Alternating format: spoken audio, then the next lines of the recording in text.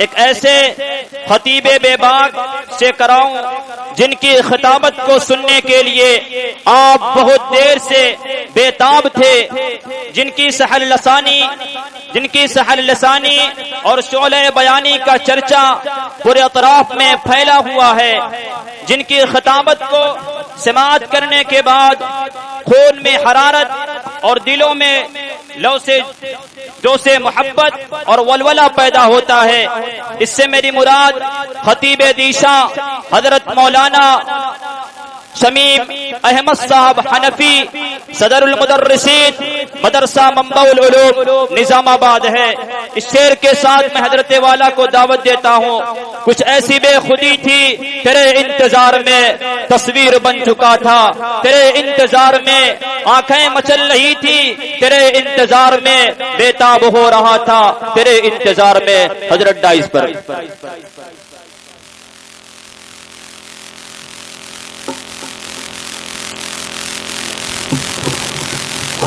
آواز بڑھائیے اور mic set کریے جو میں نے کہا ابھی آپ سے، ٹھیک ہے؟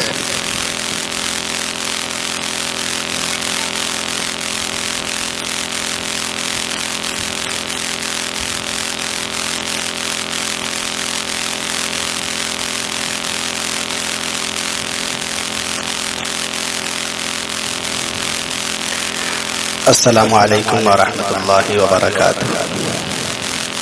وعلیکم السلام ورحمۃ اللہ وبرکاتہ۔ الحمد للہ نحمده ونستعینه ونستغفره ونؤمن به ونتوکل علیہ ونعوذ باللہ من شرور انفسنا ومن سیئات اعمالنا، من يهده الله فلا مضل له ومن يضلله فلا هادي له، ونشهد أن لا إله إلا الله وحده لا شريك له ولا نظير له ولا مشير له ولا معين له ولا مثل له ولا مثال له، ونشهد أن سيدنا وسندنا وحبيبنا وأسوتنا وقدوتنا وقرة عيوننا محمدا صلوات الله وسلامه عليه، أما بعد، فاعوذ بالله من الشيطان الرجيم، بسم الله الرحمن الرحيم، واصبر نفسك مع الذين يدعون ربهم بالغداة والعشي يريدون وجهه، وقال رسول الله صلى الله تعالى عليه وسلم، حبب إلي من الدنيا ثلاث، الطيب والنساء وجعلت قرة عيني في الصلاة، صدق الله العظيم وصدق رسوله النبي الأمين الشفيع الحبيب الأمي الكريم، ونحن على ذلك لمن الشاهدين والشاكرين والحمد لله رب العالمين۔ سلام اس پر کہ جس نے بے کسوں کی دستگیری کی، سلام اس پر کہ جس نے بادشاہی میں فقیری کی، سلام اس پر کہ اسرار محبت جس نے سمجھائے، سلام اس پر کہ جس نے زخم کھا کر پھول برسائے، سلام اس پر کہ جس نے خون کے پیاسوں کو قبائیں دیں، سلام اس پر کہ جس نے گالیاں سن کر دعائیں دیں، سلام اس پر کہ دشمن کو حیات جاویداں دے دی، سلام اس پر ابو سفیان کو جس نے اما دے دی، سلام اس پر کہ جس کا ذکر ہے سارے صحائف میں، سلام اس پر ہوا مجروح جو بازار طائف میں، سلام اس پر وطن کے لوگ جس کو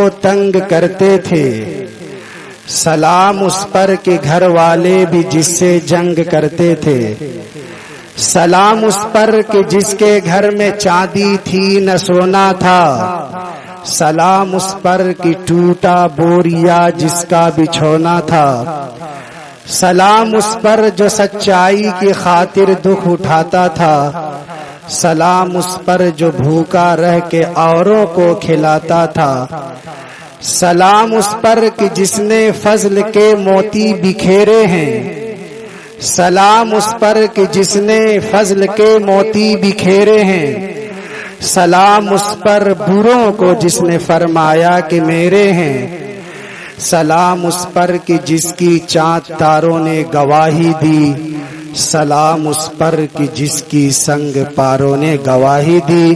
درود شریف پڑھنے اللہم صلی علی محمد وعلی آل محمد کما صلیت علی ابراہیم وعلی آل ابراہیم انک حمید مجید، اللہم بارک علی محمد وعلی آل محمد کما بارکت علی ابراہیم وعلی آل ابراہیم انک حمید مجید۔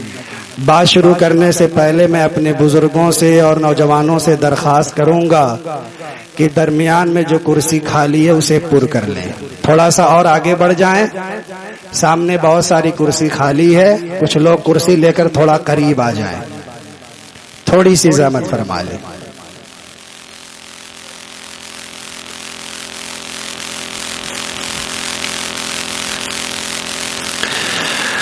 ماشاءاللہ آج کا یہ عظیم الشان پروگرام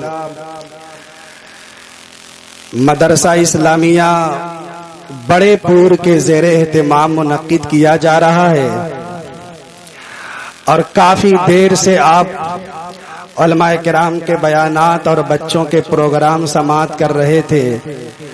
قابل مبارکباد ہیں مدرسے کے خادمین، قابل مبارکباد ہیں یہاں کے نوجوان، قابل مبارکباد ہیں یہاں کی مائیں اور بہنیں، جنہوں نے بڑے اچھے انداز میں اس خوبصورت پروگرام کو سجایا ہے۔ اللہ تعالیٰ آپ حضرات کے یہاں بیٹھنے کو قبول فرمائے۔ آمین۔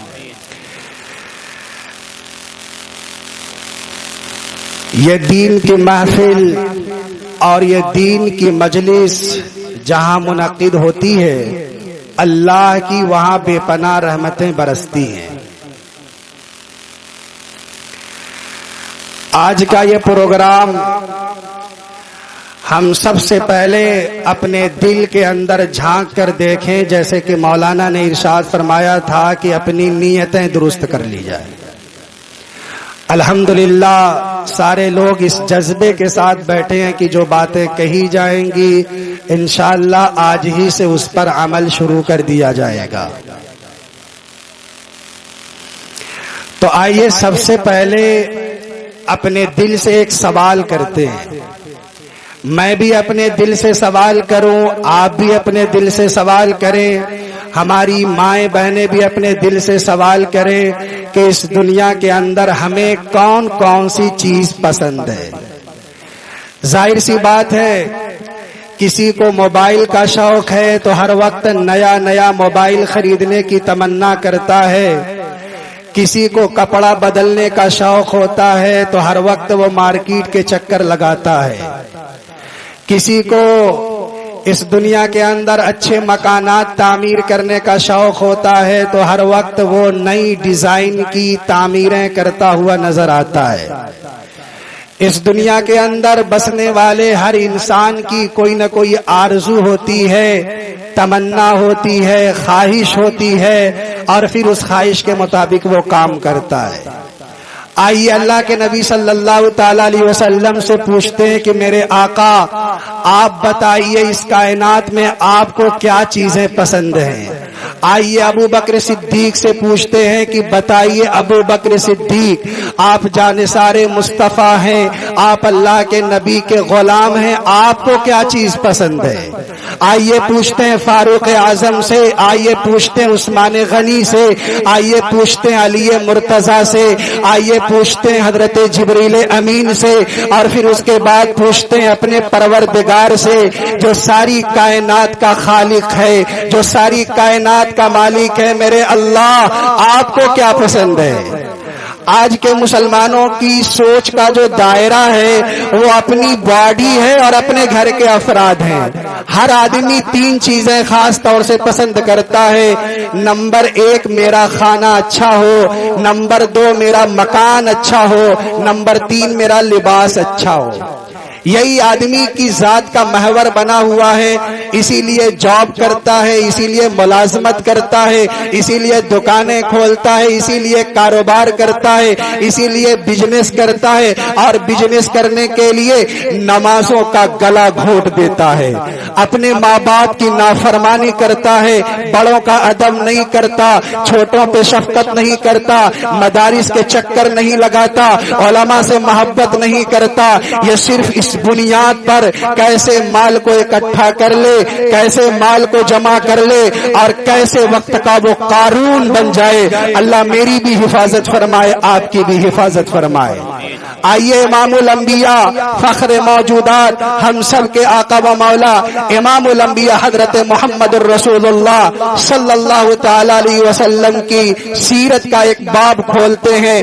میرے آقا مسجد نبوی کے اندر تشریف فرما تھے، آپ کے پاس ابو بکر بھی بیٹھے، عمر بھی بیٹھے، حضرت عثمان بھی بیٹھے، حضرت علی بھی بیٹھے۔ کیا مبارک مجلس ہوگی! آپ چشم تصور سے مدینہ منورہ کے اس صحن کا آپ اندازہ لگائیے کہ جب میرے آقا تشریف فرما ہو، خلفائے راشدین بھی بیٹھے ہو، اور صحابہ کا ایک بڑا مجمع وہاں پر بیٹھ کر میرے آقا کے ارشادات سن رہا ہو، میرے آقا کے ملفوظات سے محظوظ ہو رہا ہو، اور میرے آقا کی قیمتی باتوں سے اپنی دل کی دنیا کو سنوارنے کی کوشش کر رہا۔ میرے آقا نے فرمایا، ابو بکر، عمر، عثمان، علی، آج میرے دل کے اندر 3 چیزوں کے بتانے کا بڑا شوق ہے۔ ابو بکر تڑپ کے کہنے لگے، یا رسول اللہ، آپ کو کیا چیزیں پسند ہیں؟ تو میرے آقا نے فرمایا، حبب الی من الدنیا ثلاث، مجھے اس دنیا کے اندر 3 چیزیں بہت پسند ہیں۔ غور سے سننے کی کوشش کریں اور اسے ذہن کے اندر محفوظ کر لیں کہ میرے آقا کی پسند کیا ہے۔ ایک پسند ہماری ہے، ایک پسند ہماری بیوی کی ہے، اور ایک پسند ہمارے گھر والوں کی ہے، ایک پسند ہمارے دوستوں کی ہے۔ آئیے امام الانبیاء سے پوچھیں اور اپنی پسند کو قربان کریں امام کائنات حضرت محمد صلی اللہ تعالی علیہ وسلم کی پسند پر۔ آپ نے فرمایا، حبب الی من دنیاکم ثلاث، مجھے 3 چیزیں پسند ہیں۔ نمبر 1 الطیب، نمبر 2 النساء، نمبر 3 وجعلت قرۃ عینی فی الصلاۃ۔ میرے آقا نے فرمایا، مجھے خوشبو بہت پسند ہے، مجھے خوشبو بہت پسند ہے، مجھے بچیاں بہت پسند ہیں، اور میری آنکھوں کی ٹھنڈک نماز کے اندر رکھی گئی ہے۔ یہ میرے آقا نے ارشاد فرمایا۔ ہم میں سے اکثر لوگ خوشبو کا استعمال نہیں کرتے، جمعہ کے دن تازہ غسل کرتے ہیں، عیدین کے دن تازہ غسل کرتے ہیں، لیکن خوشبو کا استعمال سنت سمجھ کر نہیں کرتے۔ عام طور پر تو لوگ خوشبو کا استعمال نہیں کرتے، بس یہ سوچتے ہیں کہ سعودی سے واپس آ جائیں، امام صاحب کو 2-4 عطر دے دی جائے، یہ ذمہ داری امام صاحب کی ہے اور یہ مولانا صاحب کی ہے، ہمیں خوشبو سے کیا لینا دینا۔ میرے عزیزوں، میرے دوستوں، آپ امام صاحب کو ہدیہ کیجئے، آپ مفتی صاحب کو ہدیہ کیجئے، لیکن ایک خوبصورت عطر اپنے لیے بھی استعمال کریے۔ میرے آقا نے ارشاد فرمایا، مجھے خوشبو بہت پسند ہے۔ اللہ کے نبی علیہ الصلوۃ والسلام کے بدن مبارک سے ایسی خوشبو نکلا کرتی تھی، خدا کی قسم وہ خوشبو آپ کو جنت کے اندر بھی میسر نہیں ہو سکتی۔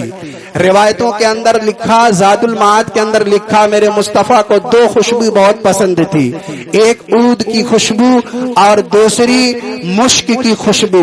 یہ میرے آقا کو بہت پسند تھی، ورنہ تو آپ کے پسینے سے نکلنے والی خوشبو کا مقابلہ نہ دنیا کی عود کر سکتی ہے اور نہ دنیا کی مشک کر سکتی ہے۔ جو میرے مصطفیٰ سے صبح کے ٹائم مصافحہ کر لیا کرتا تھا، شام تک اس کے ہاتھ سے خوشبو نکلا کرتی تھی، اور صحابہ میں وہ ممتاز ہو جایا کرتا تھا جو میرے مصطفیٰ سے مصافحہ کر لیا کرتا تھا۔ اس لیے مردوں سے بھی گزارش ہے، عورتوں سے بھی گزارش ہے کہ سنت سمجھ کر کے خوشبو کا استعمال کریں، لیکن مردوں کی خوشبو میں اور عورتوں کی خوشبو میں فرق یہ ہے کہ مرد کی خوشبو وہ ہوگی جو ذرا تیز ہوگی، اس کی خوشبو پھوٹتی ہوگی، دوسروں کو مہکتی ہوئی نظر آنی چاہیے، اس کا رنگ ہلکا ہونا چاہیے، رنگ مغلوب ہونا چاہیے، اور خوشبو کیسی؟ جیسی گلاب ہو، گلاب کی خوشبو استعمال کی جائے، اس کا رنگ ظاہر نہیں ہوتا لیکن اس کی خوشبو دور تک پھیلتی ہے۔ عورتوں کو اجازت نہیں ایسی خوشبو استعمال کرنے کی جو ذرا تیز ہو۔ حضرت عمر فرماتے ہیں کہ میں نے ایک مرتبہ مدینے پاک کی گلیوں میں دیکھا کہ ایک خاتون ایسی خوشبو لگا کر کے جا رہی تھی جو خوشبو ذرا تیز تھی۔ حضرت عمر نے اپنا کوڑا نکالا اور نکال کر کے کہا، اے بنت حوا، اگر میں تیرے نازک بدن کا خیال نہ کرتا ابھی درے فاروقی سے تیرا مزاج ٹھیک کر دیتا۔ عورتوں کو ایسی خوشبو لگانے کی اجازت نہیں ہے جس کی خوشبو ذرا تیز ہو۔ تو عورتیں کیسی خوشبو استعمال کریں گی؟ ایسی خوشبو استعمال کریں گی جس کا رنگ گاڑھا ہو، جس کا رنگ گاڑھا ہو۔ جیسے عورتیں مہندی استعمال کرتی ہیں، مہندی کا رنگ غالب ہوتا ہے لیکن اس کی خوشبو مغلوب ہوتی ہے، ہاتھ کے قریب سونگھنے کے بعد پتہ چلتا ہے۔ یا زعفران ہے، اس کا بھی رنگ غالب ہے۔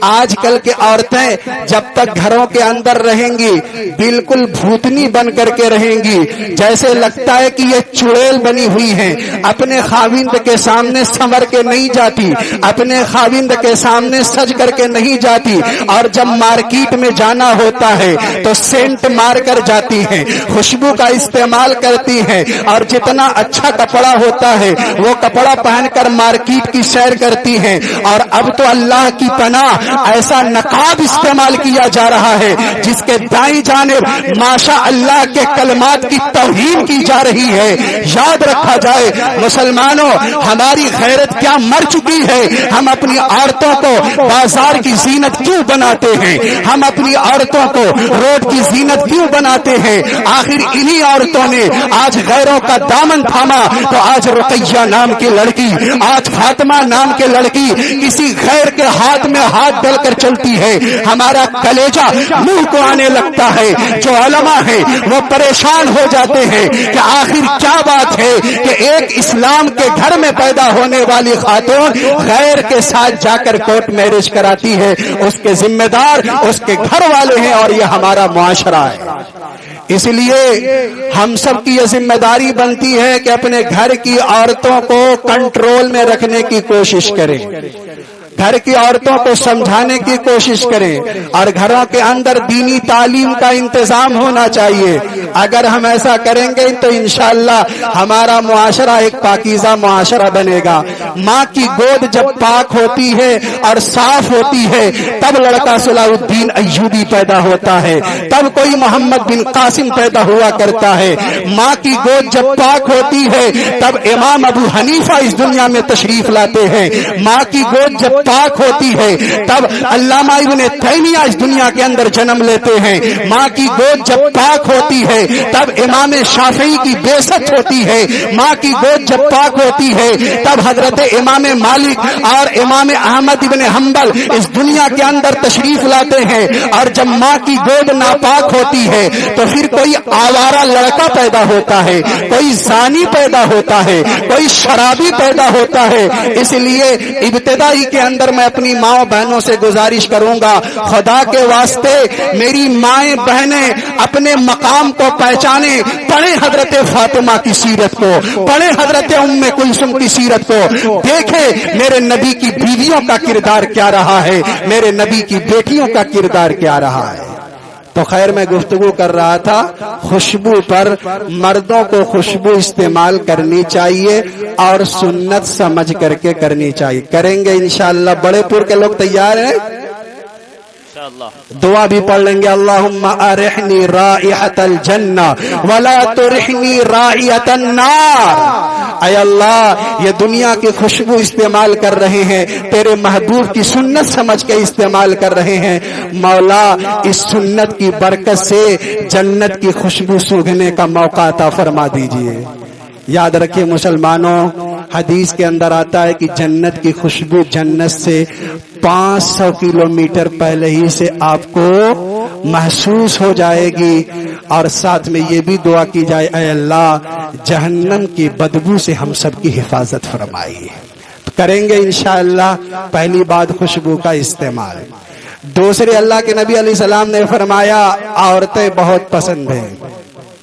यह उस दौर की बात है जब बच्चियों को जिंदा दफन कर दिया जाता था। आज औरतों से ये कहा जाता है कि आप घरों के अंदर कैदी बनी हुई हैं। औरतों से ये कहा जाता है कि अपने हुस्न की नुमाइश कीजिए। औरतों से ये कहा जाता है कि मेरा जिस्म मेरी मर्जी। इन्नल्लाह अश्तरा मिनल मुअमिनीना अनफुसहुम व अमवालहुम बिअन्न लहुमुल जन्ना।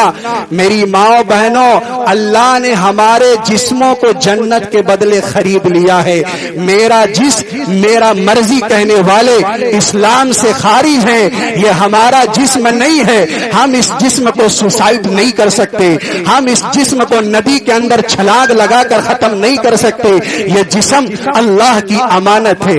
ये जिस्म अल्लाह की अमानत है। इस जिस्म को जहर खा करके खत्म नहीं किया जा सकता। इस जिस्म को आप छतों से कोड करके खत्म नहीं किया जा सकता। आजकल मुस्लिम माशरे के अंदर खुदकुशी आम होती जा रही है। क्या हाफिजे कुरान और क्या एक नौजवान थोड़ी सी बात पर माँ से नाराज हुआ, थोड़ी बात पर बाप से तलखी हुई, फौरी कमरे के अंदर गया और फांसी के फंदे पे लटक गया। लटकने से पहले ऐ नौजवान और लटकने से पहले मेरी माँ बहन, जरा सोच ले, मेरे मुस्तफा की हदीस है, जैसे तू फांसी के फंदे पे लटकी है ऐसे ही कयामत की सुबह तक तुझे फांसी के फंदे पे लटकाया जाएगा और जहन्नम के अंदर भी तू फांसी के फंदे पर लटकेगी।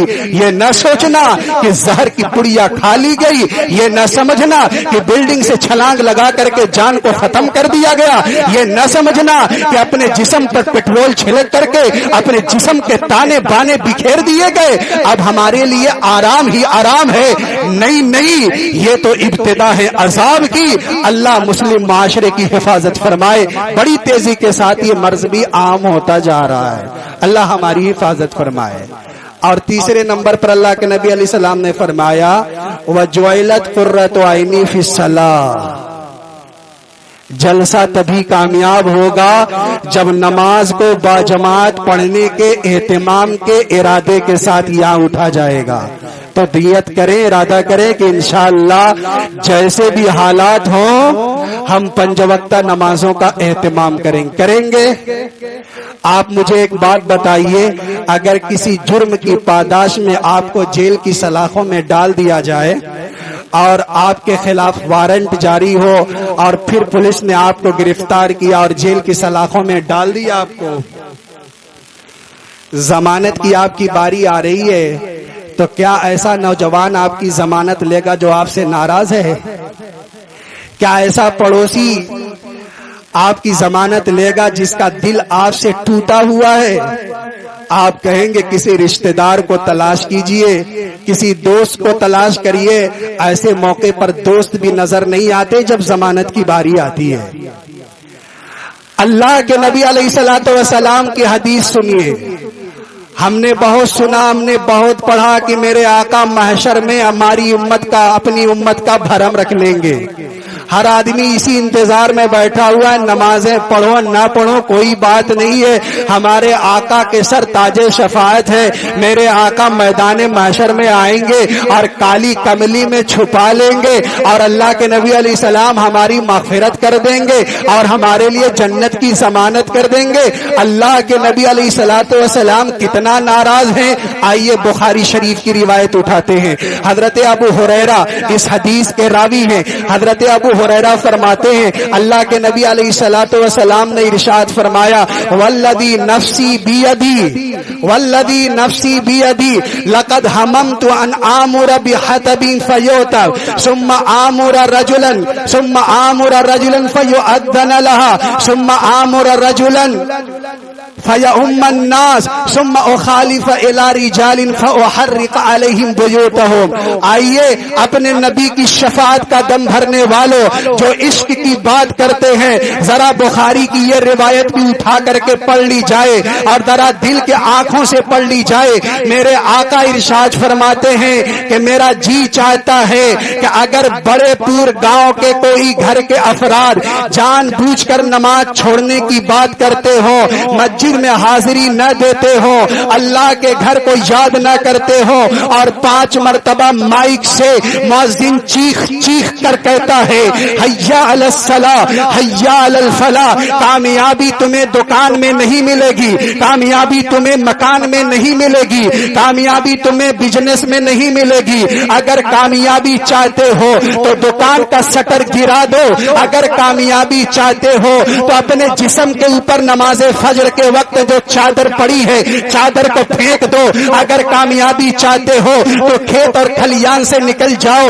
अगर कामयाबी चाहते हो तो मीठी नींद को कुर्बान करके आओ, वजू बनाओ, अल्लाह के दरबार में अपना सर झुका करके रो और गिड़गिड़ाओ, तब तुम्हें कामयाबी मिलेगी और तब तुम्हें जन्नत मिलेगी। लेकिन अगर किसी घर के अफराद जमात के साथ नमाज नहीं पढ़ते, मेरे आका का दिल कितना टूटा हुआ है, मेरे आका कितना दुखी है उन घर वालों से।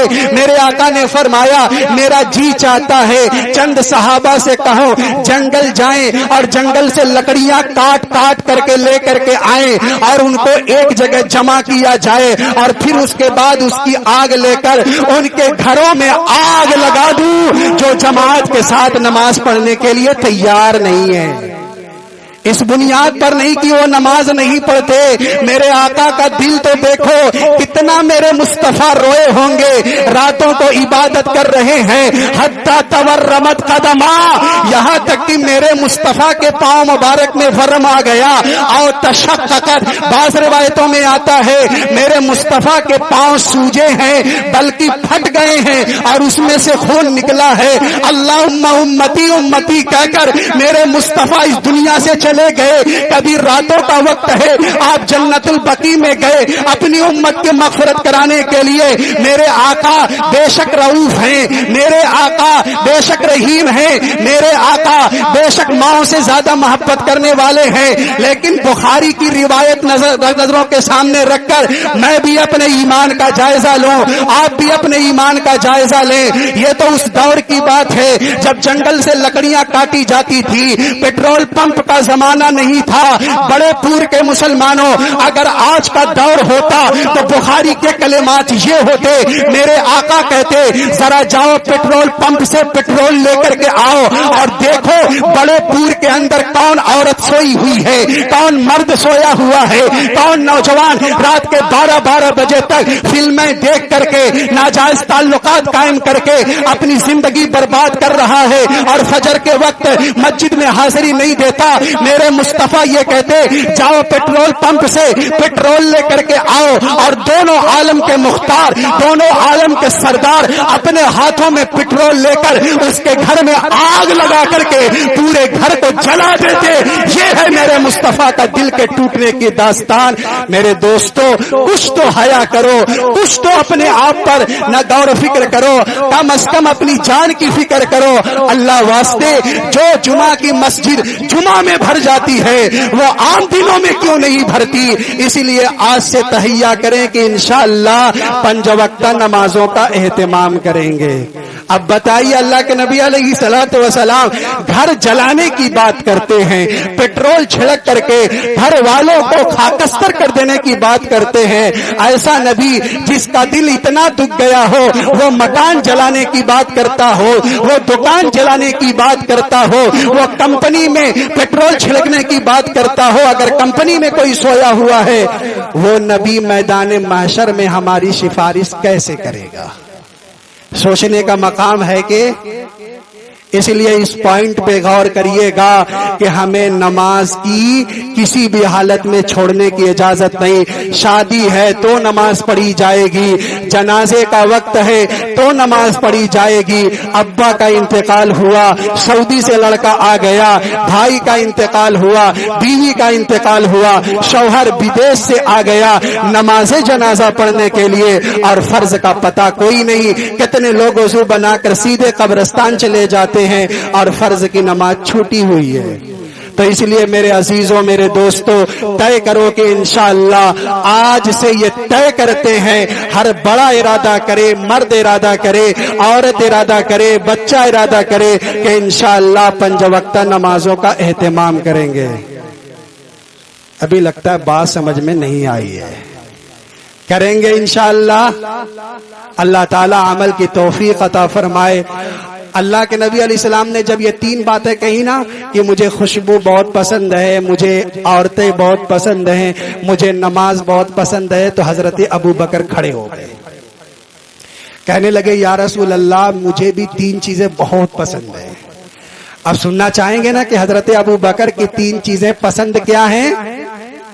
وہ ابو بکر جس کے بارے میں اللہ کے نبی علیہ السلام نے فرمایا کہ سب لوگوں کے احسان کا بدلہ میں نے دنیا میں ادا کر دیا, ایک ابو بکر ہے جس کے احسان کا بدلہ میں دنیا میں ادا نہیں کر سکتا, اللہ ہی میدان محشر میں عطا کرے گا. حضرت ابو بکر کھڑے ہو کہنے لگے یا رسول اللہ مجھے 3 چیزیں بہت پسند ہے. کیا؟ النظر الی وجہ رسول اللہ, النظر الی وجہ رسول اللہ, انفاق و مالی علی رسول اللہ, وان تکون ابنتی تحت رسول اللہ. پہلی بات تو یہ ہے آنکھیں ابو بکر کی ہوں اور چہرہ مصطفیٰ کا ہو. آنکھیں کن کی ہو؟ ابو بکر کی, اور چہرہ کن کا ہو؟ مصطفیٰ کا. ہر عاشق اپنے معشوق کو دیکھنا چاہتا ہے, دیکھنا چاہتا ہے کہ نہیں دیکھنا چاہتا, اور اس کے لیے کئی گلیوں کا چکر لگا دیتا ہے. ہر عاشق اپنے محبوب کو دیکھنا چاہتا ہے. غار ثور کی وہ راتیں 3 راتیں یاد کریے جب اللہ کے نبی علیہ الصلوۃ والسلام غار کے اندر تشریف لے گئے تھے. ابو بکر نے تمام سوراخوں کو بند کر دیا تھا, ایک سوراخ باقی تھا. حضرت ابو بکر نے وہاں پر اپنا پیر لگا دیا. ابو بکر کو معلوم نہیں کہ ایک عاشق رسول پہلے سے سانپ کی شکل میں موجود ہے اور وہ حضرت عیسیٰ علیہ السلام کا امتی تھا. اسے معلوم تھا, اس نے انجیل کے اندر پڑھا ہوا تھا کہ میرے آخری نبی حضرت محمد صلی اللہ تعالی علیہ وسلم جب ہجرت فرمائیں گے تو 3 رات کے لیے غار ثور میں تشریف لائیں گے. اس سے اچھا کوئی موقع نہیں ہو سکتا اپنے محبوب کی زیارت کا. ہر آدمی زیارت کا مشتاق ہوا کرتا ہے. ذرا دل کے آئینے میں جھانک کر کے دیکھیں, کیا ہماری یہ تمنا ہوتی ہے وضو بنا کر کے سوئیں تاکہ خواب میں امام الانبیاء کا دیدار ہو جائے؟ ایسی تمنا ہوتی ہے؟ ہماری سوچ کا دائرہ بدلا ہوا ہے, ہماری سوچ کی جہت متعین ہو چکی ہے, صرف دنیا اور دنیا. حضرت ابو بکر نے فرمایا مجھے بہت پسند ہے نبی کے چہرے کا دیدار کرنا. تفصیل نہیں کر رہا. اور آگے فرمایا نبی پر اپنا مال خرچ کرنا, یہاں پر بھی تفصیل نہیں, پھر کسی موقع پر. اور فرمایا کہ میری بیٹی آپ کے نکاح میں. حضرت عمر کھڑے ہوئے کہنے لگے مجھے بھی 3 چیزیں بہت پسند ہیں. حضرت عمر کی سنو کیا کیا؟ الامر بالمعروف والنہی عن المنکر وصوب خشن. پہلی بات تو یہ ہے مجھے نیکی کا حکم کرنا بہت پسند ہے. ہم میں سے کوئی نوجوان جب نماز پڑھنے کے لیے جاتا ہے تو اپنے ساتھی سے کہتا ہے کہ میں اکیلا جنت میں نہیں جانا چاہتا, تو بھی میرے ساتھ چل. نہیں, ہاں ڈھابے پر جائے گا تو ضرور کال کرے گا, وہ کہے گا رک میں ابھی غسل کر کے تازہ آ رہا ہوں. نماز پڑھنے کے لیے ناپاکی کا بہانہ کر دے گا, لیکن ڈھابے پہ جانے کے لیے فوری کہے گا رک 5 منٹ لگے گا, اس سے پہلے میں تیرے دروازے پہ بائک لے کر حاضر ہو جاتا ہوں. کھانے کے لیے, نہانے کے لیے تیار, کھانے کے لیے کپڑا تبدیل کرنے کے لیے تیار, کھانے کی بات آئی تو غسل کرنے کے لیے تیار. اور جب مسجد میں جانے کی باری آ گئی تو کہتا ہے کہ جانے کے قابل نہیں. غور تو کرو کہ جس حالت میں ہے, اگر وہ ناپاکی کی حالت میں ہے تو مرے گا. تو ناپاکی کی حالت میں مرے گا اور ناپاکی کی حالت میں کس طرح میرے آقا کو میدان محشر میں اپنا چہرہ دکھائے گا۔ حضرت عمر نے فرمایا مجھے 3 چیزیں بہت پسند ہیں، نیکی کا حکم کرنا۔ ایک نوجوان حضرت عمر رضی اللہ تعالیٰ عنہ کا دور خلافت ہے، وہ نوجوان اپنے اوپر چادر اوڑے ہوئے تھا اور بغل کے اندر شراب کی بوتل لیے ہوئے تھا۔ حضرت عمر نے دور سے دیکھ لیا اور اس نے بھی حضرت عمر کو دیکھ لیا۔ اب دل کے اندر کانپتا ہے کہ اللہ آج تو پکڑا جاؤں گا۔ حضرت عمر کے کوڑے برسیں گے اور حضرت فاروق اعظم کے درے سے کوئی بچا نہیں سکتا۔ یہ واقعہ درۃ الناصحین فی الواض والارشاد کے اندر نقل کیا گیا۔ بعض لوگ دوسرے طریقے سے نقل کرتے ہیں، لیکن بہرحال حضرت عمر نے اس نوجوان کو بلایا۔ وہ نوجوان کانپ رہا تھا، اس کی آنکھوں سے آنسو جاری ہو گئے۔ اللہ کے سامنے رو کر اور گڑ گڑا کر کے کہتا ہے ربا اگر آپ نے مجھے آج بچا لیا، میری لاج رکھ دی، تو آج کے بعد کبھی شراب کے قریب نہیں جاؤں گا۔ ہمارا معاشرہ اس حوالے سے بھی بڑی تباہی کی طرف جا رہا ہے۔ کتنے نوجوان ایسے ہیں بھانگ کھا کر بالکل مست ہو کر کے بیٹھے ہوئے ہیں، مولانا صاحب سامنے سے گزرے، بڑی عقیدت سے سلام کرتا ہے، السلام علیکم ورحمۃ اللہ وبرکاتہ۔ سامنے والے نوجوان نے کہا مولانا اس نے جو بڑی عقیدت سے سلام کیا ہے وہ عقیدت والا سلام نہیں، اصل بات یہ کہ یہ بھانگ کھا کر بیٹھا ہوا ہے۔ تو اب نوجوانوں کی یہ حالت بن گئی ہے کہ وہ تمباکو کھانے لگے، نوجوانوں کی حالت یہ ہو گئی وہ شراب پینے لگے، نوجوانوں کی حالت یہ ہو گئی وہ بیئر استعمال کرنے لگے۔ اب انگوروں کا نام بدلا جانے لگا، اب جو ہے شراب کا نام تبدیل کیا جانے لگا۔ عرق عنبری نام رکھنے سے شراب کی ماہیت تبدیل نہیں ہوتی، کوڑے مارے جاتے۔ حضرت عمر کا دور ہوتا تو 80 کوڑے مارے جاتے۔ حضرت عمر نے نوجوان کو بلایا اور وہ رو رہا ہے، کانپ رہا ہے۔ حضرت عمر نے اپنا درہ نکالا اور درہ نکالنے کے بعد کہا او نوجوان یہ بتا دے کہ تو نے اپنے بغل میں کیا چیز چھپا رکھی ہے۔ آنکھوں سے آنسو جاری ہے، اس کے ہونٹ کانپ رہے ہیں اور کانپتے ہوتے ہوئے اللہ کی ذات سے امید باندھتے ہوئے کہتا ہے اے عمر میں نے اس کے اندر دودھ لیا ہوا ہے، اور بعض روایتوں کے مطابق کہتا ہے کہ اے عمر میں نے اس کے اندر سرکہ لیا ہوا ہے۔ حضرت عمر نے کہا ذرا کھول کر دکھا، وہ تو شراب تھی لیکن اللہ کے سامنے رو چکا تھا، اللہ کے سامنے آنسو بہا چکا تھا، سچی پکی توبہ کر رکھی تھی۔ حضرت عمر نے کہا ذرا کھول کر کے دکھا، جیسے ہی وہ اپنے چادر سے نکال کر دکھاتا ہے تو وہ دودھ بن چکا تھا یا سرکہ بن چکا تھا۔ آپ اندازہ لگائیے دعا اس حوالے سے کی جاتی ہے۔ حجاج بن یوسف خانہ کعبہ کا طواف کر رہا تھا، ایک شخص جو نابینا تھا، اندھا تھا، خانہ کعبہ کا طواف کر رہا تھا۔ حجاج بن یوسف نے کہا کتنے دنوں سے تو آنکھوں کی بینائی اللہ سے مانگتا ہے؟ کہنے لگا 70 سال ہو گئے اللہ سے رو کر دعا کرتا ہوں، دعا قبول نہیں ہوتی۔ آج ہمارے معاشرے کا المیہ یہ بن چکا ہے، فوری سلام پھیریں گے، سلام پھیرنے کے بعد اللہم صلی علی 1 منٹ کے اندر دعا مانگ کر ختم کر دیں گے۔ وہ رونا ختم ہو گیا، وہ گڑ گڑانا ختم ہو گیا۔ اب کوئی اللہ کے سامنے ایسے نہیں روتا جیسے کوئی چھوٹا بچہ اپنی ماں کے پاؤں پکڑ کے گڑ گڑاتا ہے۔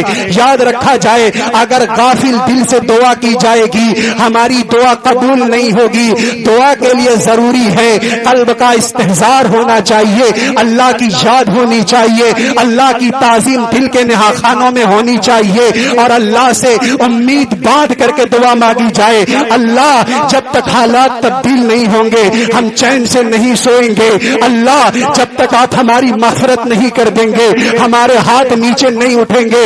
حجاج نے کہا او نابینا تو خانہ کعبہ کا طواف کر رہا ہے، تلوار نکالی اور تلوار نکال کر کے کہتا ہے تیرے 4 چکر ہو چکے خانہ کعبہ کے، 3 چکر باقی ہیں، اگر 3 چکر کمپلیٹ کمپلیٹ کرنے کے بعد تیرے آنکھوں کی بینائی نہیں آئی تو حجاج خانہ کعبہ کے سامنے تیرا سر قلم کر دے گا. اب وہ شخص رونے لگا, رو کر کے گڑ گڑا کر کے عاجزی کے ساتھ, انکساری کے ساتھ اور کس انداز کے ساتھ اللہ کی بارگاہ میں دعا کرتا ہے وہ نوجوان جانتا ہوگا اور وہ اللہ جانتا ہوگا جس کی بارگاہ میں دعا کی جا رہی تھی. وہ روتا رہا, گڑ گڑاتا رہا, کہتا ہے ربا آپ میرے آنکھوں کی بینائی واپس کر دیجئے ورنہ یہ تلوار میرا سر سے تنز میرا سر تن سے جدا کر دے گی. روایتوں کے اندر لکھا 7 چکر مکمل نہیں ہوئے تھے, اللہ نے اس کی بینائی کو واپس کر دیا تھا. یہ کس بنیاد پر ہے؟ یہ اس بنیاد پر ہے کہ دعا مانگنے کا سلیقہ ہونا چاہیے.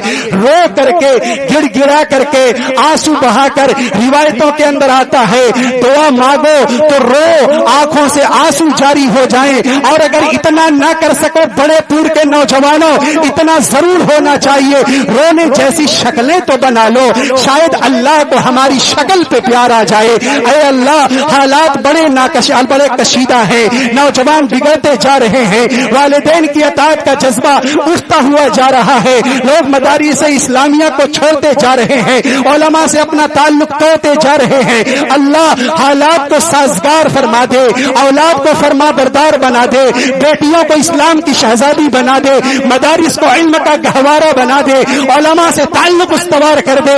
اگر ایسی دعا کریں گے تو ہماری آنے والی نسلوں کا ایمان سلامت رہے گا, ورنہ یاد رکھیے گا یہ کوئی ناچنے والا آوارہ تیار ہوگا ہمارے اپنے گھروں سے.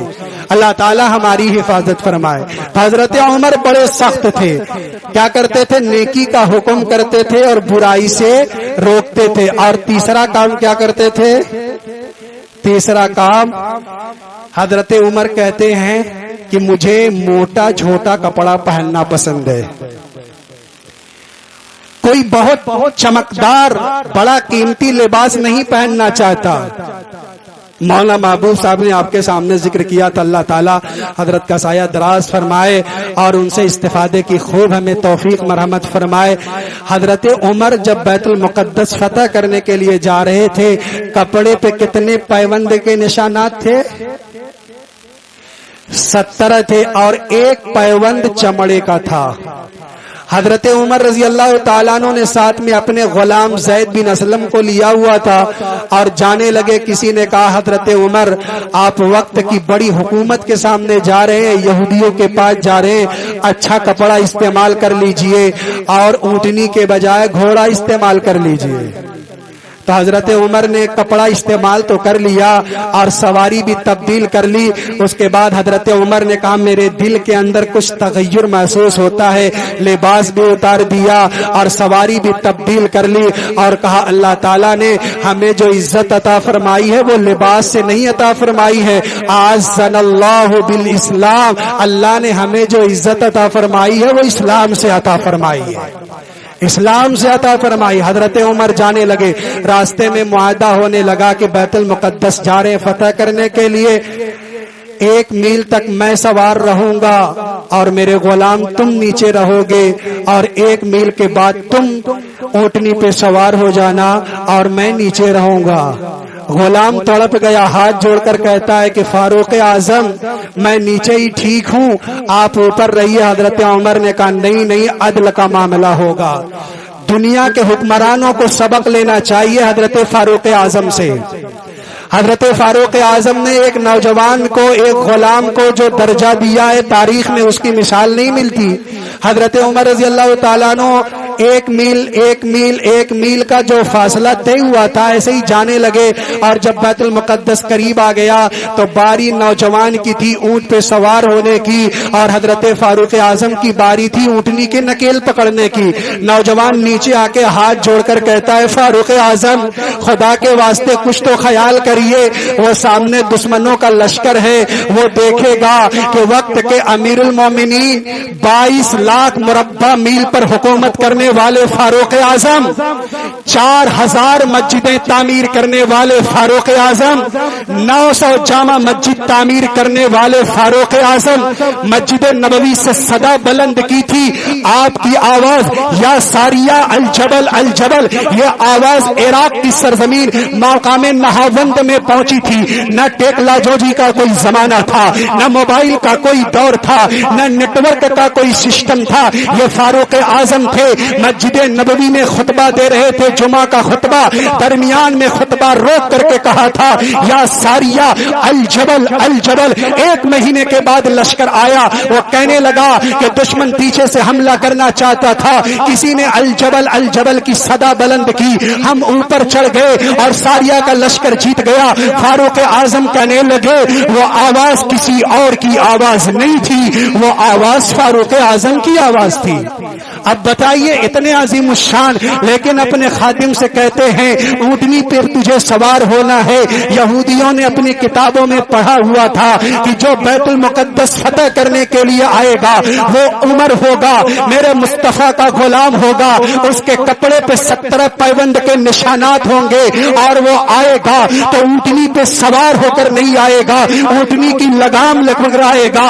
ان لوگوں نے آ کر کے دیکھا، جب علامتیں دیکھی تو بیت المقدس کو بغیر لڑے ہوئے فتح کر دیا تھا۔ وہ بیت المقدس اور وہ غزہ اور وہ رفح کا علاقہ جہاں اسرائیل بمباری کر رہا ہے، لاکھوں بچوں کو شہید کر دیا گیا، مردوں کو قتل کر دیا گیا، مکانات ڈھا دیے گئے، لیکن سلام محبت ہو ان نوجوانوں کو، سلام عقیدت ہو وہاں کی ماں بہنوں کو جنہوں نے اپنے بچوں کو یتیم تو کرنا گوارا کیا، جنہوں نے اپنے بھائیوں کو شہید کروایا، جنہوں نے اپنے گھر والوں کی لاشوں پہ لاش تو اٹھانا گوارا کیا، لیکن یہ تو نہیں کیا کہ غیروں کے سامنے اپنی گردن جھکا دی جائے۔ انہوں نے کہا تھا اسلام کا پرچم بلند رہے گا، ہم مسجد اقصی کے تحفظ کے لیے اپنے سر کی بازی لگانے کے لیے تیار ہیں۔ اسی لیے تو میرے آقا نے فرمایا تھا لا تزال طائفۃ من امتی لا یضرهم من عاداهم، پوری کائنات میں ایک جماعت ایسی ہوگی، پوری دنیا مل کر کے اسے دبانا چاہے گی، ختم کرنا چاہے گی، ختم نہیں کر سکتی۔ پوچھا گیا میرے آقا وہ کہاں رہتے ہوں گے؟ آپ نے فرمایا وہ فلسطین کے ارد گرد رہتے ہوں گے۔ تو اللہ تعالی ہمیں بھی ان کے نقش قدم پر چلنے کی توفیق عطا فرمائے۔ اتنا تو کریں کہ ان کے لیے دعا کریں، اتنا تو کریں اپنی دعاؤں کے اندر استقامت کی دعا کریں، اتنا تو کریں کہ اپنے گھر کی مسجدوں کو آباد کریں، اپنے علاقے کی مسجدوں کو آباد کریں۔ حضرت عمر رضی اللہ تعالیٰ عنہ نے قلعے کو فتح کر لیا تھا، عالی شان لباس نہیں زیفتن کیا تھا، پھٹا پرانا کپڑا پہنا تھا۔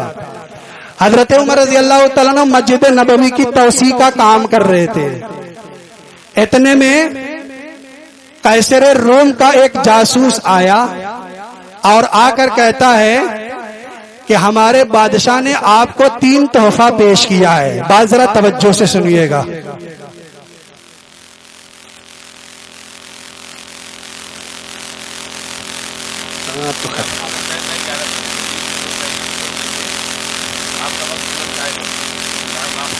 چلیے بہرحال اب وقت ختم ہو چکا ہے، دعا کرا دیجیے۔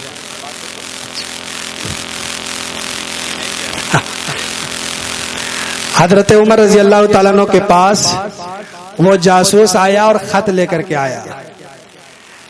حضرت عمر رضی اللہ تعالیٰ عنہ کے پاس جب آیا تو دور سے لوگوں سے پوچھتا ہے کہ بھائی تمہارے بادشاہ کون ہے؟ لوگوں نے کہا ہمارا کوئی بادشاہ نہیں ہوتا۔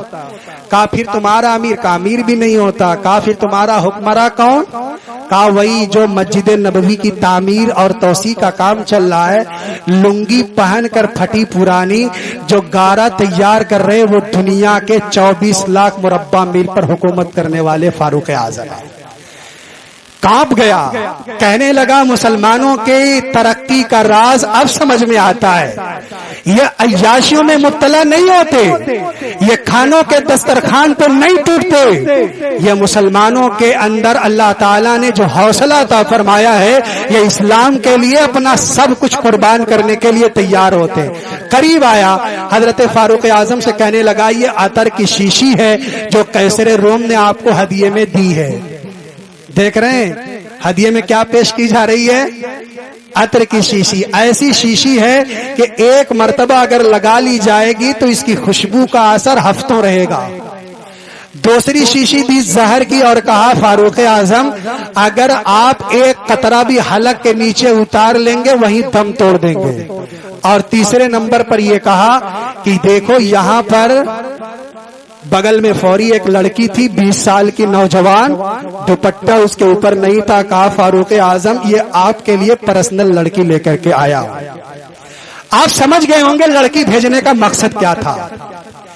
غیروں نے ہمیشہ یہ کوشش کی ہے اسلام کی بنیاد کو متزلزل کیا جائے.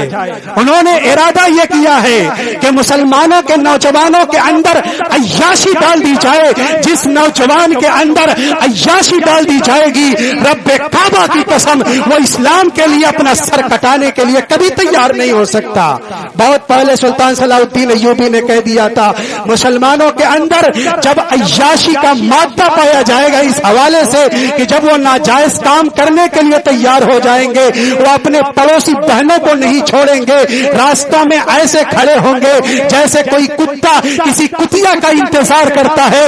فرمایا فاروق حضرت صلاح الدین ایوبی نے پھر اس وقت اپنی امت پر فاتحہ پڑھ لینا, بیت المقدس کو کبھی آپ لوگ فتح نہیں کر سکتے. اللہ تعالیٰ نوجوانوں کی حفاظت فرمائے.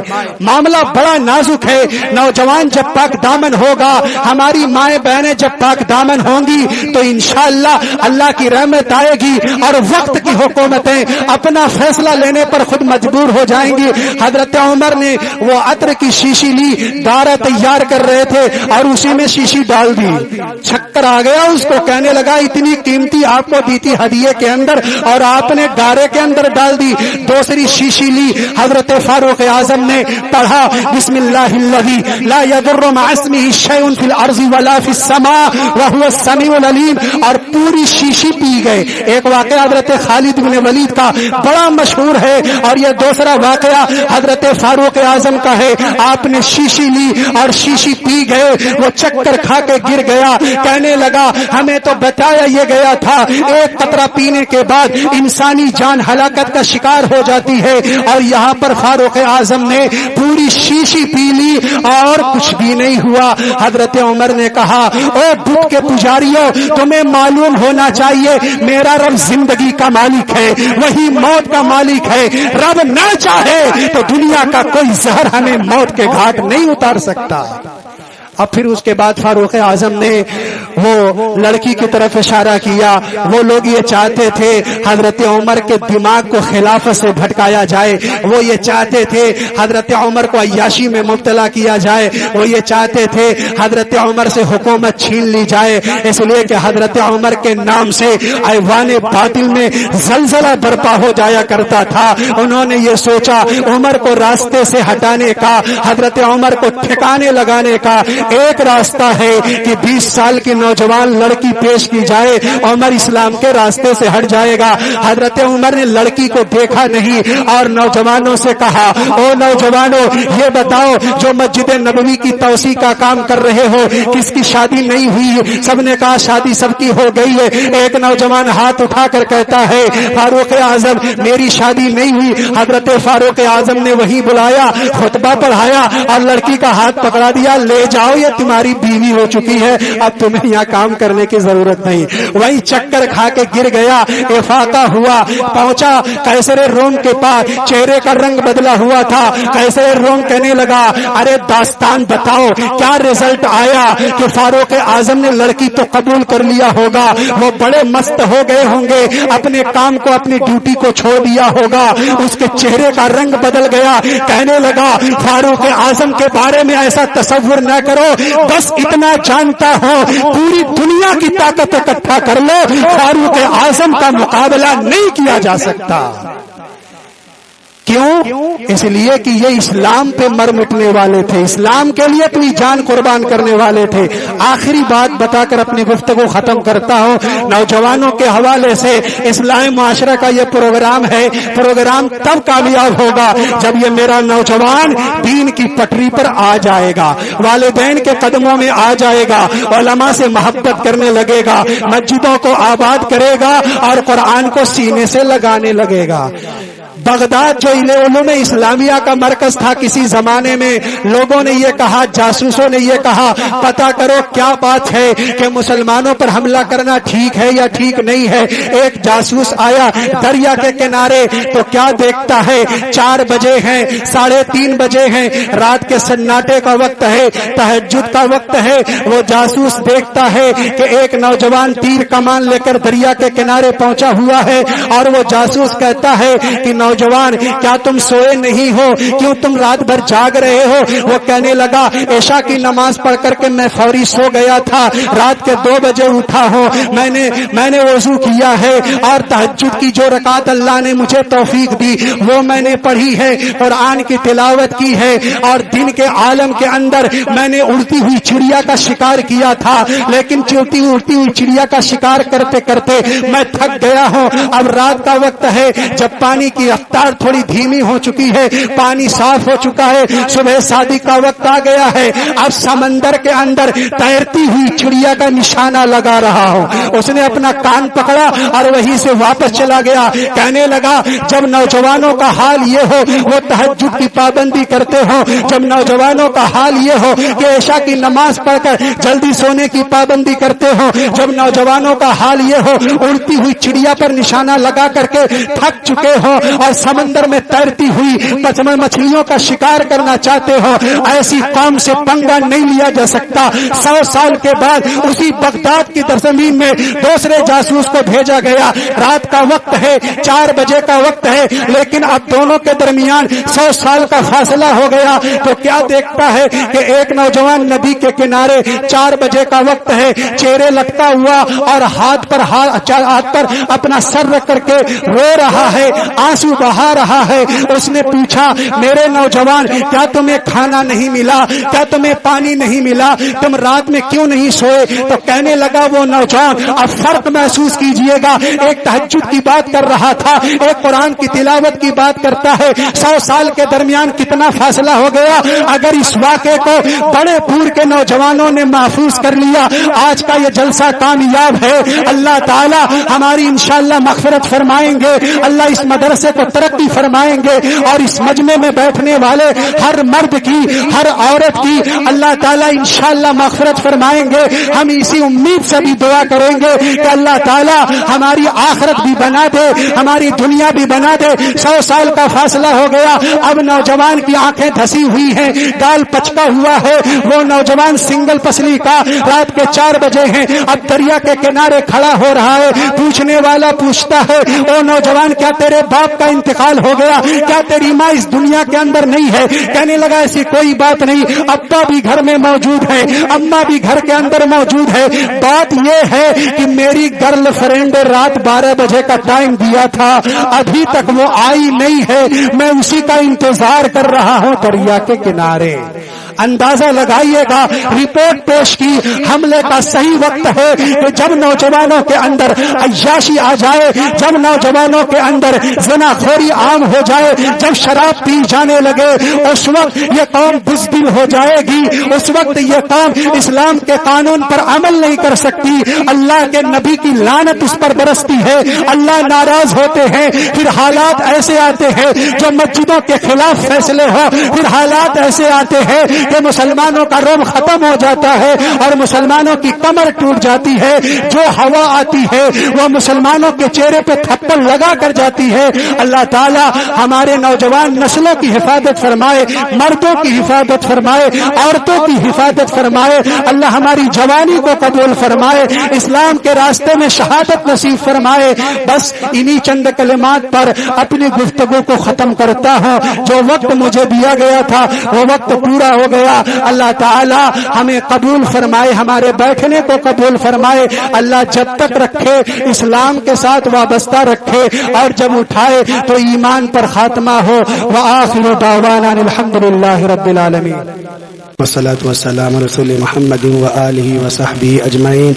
ربنا ظلمنا أنفسنا وإن لم تغفر لنا وترحمنا لنكونن من الخاسرين. اللهم باعد بيننا وبين خطايانا كما باعدت بين السماوات والأرضين. اللهم احفظنا من كل بلاء الدنيا وعذاب الآخرة. اے اللہ ہم سب کے گناہوں کو معاف فرما، خطاؤں کو معاف فرما۔ اے اللہ ہم سب گناہوں کے سمندر میں ڈوبے ہوئے ہیں، اے اللہ ڈوبا ہوا خود سے نہیں نکلتا، اپنے رحمت کی رسی سے ہم سب کو باہر نکال دیجئے۔ اے اللہ ہمارے دلوں کی بے چینی کا خاتمہ فرما دیجئے۔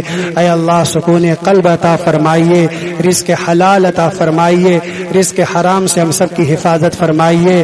اے اللہ بری صفات سے ہمارے نوجوانوں کی حفاظت فرما، مردوں کی حفاظت فرما، عورتوں کی حفاظت فرما۔ اے اللہ جو بیمار ہیں انہیں شفا عطا فرما، جو مقروض ہیں بار قرض سے سبق دوش فرما۔ اے اللہ جو جیل کی سلاخوں میں ہیں انہیں جیل کی سلاخوں سے آزادی عطا فرما۔ اے اللہ اسلام پر مر مٹنے والا بنا۔ اے اللہ ہماری مائیں بہنیں جو آج غیروں کے دام میں پھنستی ہوئی جا رہی ہیں، اے اللہ ان کو ہوش کے ناخن لینے کی توفیق عطا فرما۔ اے اللہ مردوں کو غیرت عطا فرما، عورتوں کو حیا عطا فرما۔ اے اللہ رونے والی آنکھ عطا فرما، اے اللہ رونے والی آنکھ عطا فرما۔ اے اللہ ڈرنے والا تجھ سے ڈرنے والا دل عطا فرما۔ اے اللہ مسجدوں کو آباد کرنے کی توفیق عطا فرما۔ اے اللہ ہم بڑے نکمے ہو گئے، باغی ہو گئے، غیر قومیں ہمارے اوپر مسلط ہو گئیں، رب آپ سے کرم فرما دے۔ اے اللہ کرم فرما دے۔ اے اللہ مجرم ہیں، ہم خاطی ہیں، ہم پاپی ہیں۔ اے اللہ اپنے جرموں کا اقرار کرتے ہیں، اعتراف کرتے ہیں۔ اے اللہ پوری امت کی طرف سے اپنے گناہوں کی مغفرت کی بھیک چاہتے ہیں۔ اے اللہ معاف فرما دے، اے اللہ معاف فرما دے، اے اللہ معاف فرما دے، اے اللہ معاف فرما دے۔ اے اللہ مسجد اقصی کی حفاظت کرنے والوں کو قبول فرما۔ اے اللہ حرمین طیبین کو قبول فرما۔